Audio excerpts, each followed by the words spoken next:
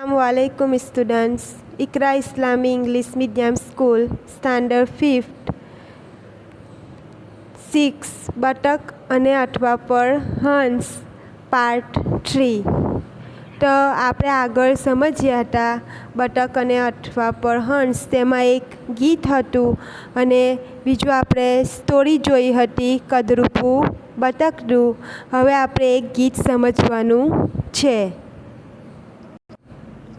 એ ગીત છે ચકલી કરતી હુપાહુપ ને વાનર કરતો ચીંચી. એટલે કે અહીંયા હસવા જેવું ગીત છે. ચકલી વાંદરાનું રૂપ લઈ લે છે અને વાંદરો ચકલીનું રૂપ લે છે. એમ જ આખા ગીતમાં સમજાવવામાં આવેલું છે. વેંત એકના વાનરભાઈ ને 4 ફૂટની ચકલી, એવું અમને સપનું આવ્યું, અસલી હોય કે નકલી.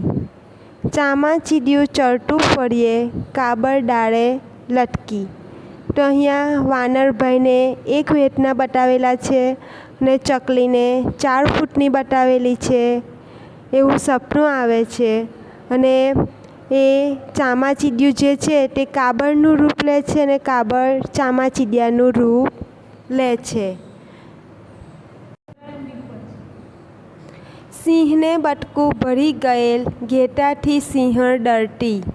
સાચી હોય કે ખોટી, દુનિયા સપનાની બહુ ગમતી.